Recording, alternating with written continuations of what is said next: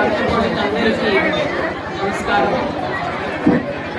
ఈ అదృష్టం మనం గంగాపూర్ బాలాజీ వెంకటేశ్వర వారి కళ్యాణోత్సవంలో పాల్గొనడం నాది మీ అందరికీ కూడా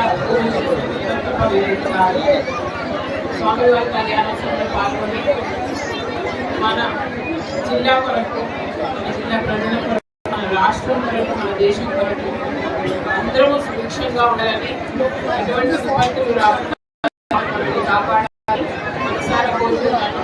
ఆ విధంగానే స్వామివారి ఆశిస్తూ మనందరికీ ఉంటాయని ఆశిస్తా ఉన్నాను.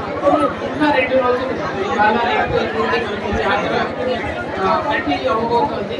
నా విజ్ఞప్తి ఏంటంటే అందరూ ప్రశాంతంగా ఉంటూ భక్తి పారవశ్యంతో వేరే ఆలోచన మనసులో ఏమి పెట్టుకోకుండా భక్తితో స్వామివారిని దర్శించుకోండి.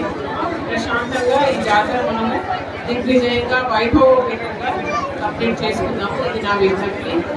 నమో వెంకటేశ్వర.